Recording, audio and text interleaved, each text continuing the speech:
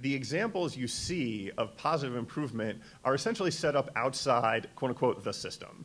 And there's a real value to that. Obviously, the kids who are being served by those extra systemic programs are benefiting from them enormously in many instances. And the charter movement is in some ways sort of a workaround to the main public school system, where they said, you know what, the system is broken, we are not going to be able to fix the system, we have to come up with something better.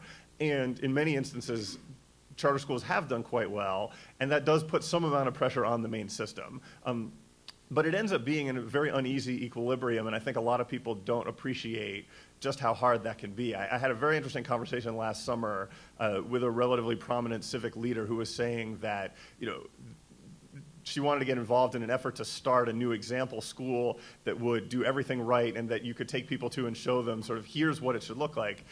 To which my response was, give me an afternoon and I could come up with a list of 12 such schools or more in the Chicago area that have done an outstanding job of providing an education to the kids in the building, but haven't really changed the system. They haven't changed the whole conversation. One of the things that I think both Dr. Raudenbush and Dr. Lee spoke to is the fact that in many ways, what we're seeing now is what the system was set up to do. That the quote-unquote the system has its origins in a time when a lot of people didn't want to see poor black children in Chicago or poor, even poor white children in rural areas. There were certain kids who just weren't thought of as educable or needing to be educated, and that we still, there have been a lot of efforts to overcome that, but that we haven't completely moved on from that. And that thinking about what should the system look like when it's really working is the thing that at the policy level is the hardest to do, because it requires the most transition and the highest level of change. One of the interesting things about early learning is, because it is relatively new on the education landscape, is that there have been a lot of opportunities to think about early learning, at least, as a system from the outset.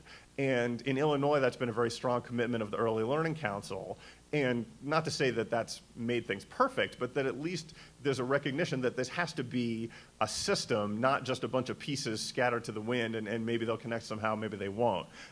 Applying that to a K-12 world with a lot of matured systems and where there's a lot of people who grew up in some other way is going to be extremely difficult. But fortunately, I think there is a real movement in that direction, and that has been surprisingly bipartisan, and people's motivations have often differed, but there are many people who see it as a civil rights issue, as I would expect many of us in this room do.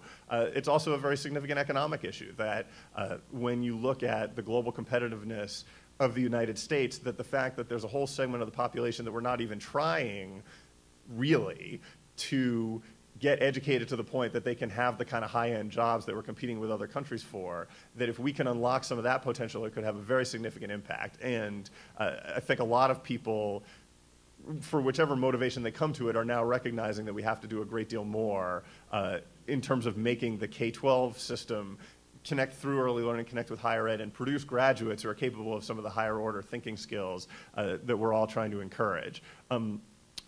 What's interesting is that a lot of the initial focus in some of that movement has been on some of the structural pieces that, while difficult, don't get into the sort of teacher quality issues quite as directly. And I'm talking about content standards, assessment, graduation requirements. These are all important, and they're all difficult, but they're definitely not as important as essentially changing the nature of the teaching profession and having the highest quality teachers in front of kids for as long as possible. And you are now starting to see the germs of the teacher quality conversation coming out. And this is going to be a very interesting challenge for a lot of union leaders who, I think many of whom recognize that the teaching profession needs fundamental change, but on the other hand, they have a lot of members who don't necessarily benefit individually from that change, and how do you balance that?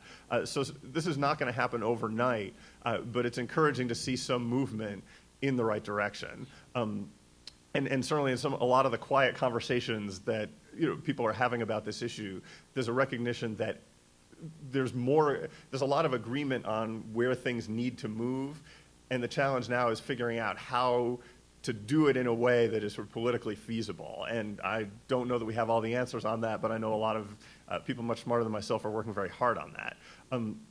So I'll stop there because I know we want to have plenty of time for discussion, but I think the thing that I'm interested in getting into a little more in some of the Q&A may be, how do you take some of these research findings and turn them into actionable policy? Because that's something that all of us, I think, ultimately want to see done.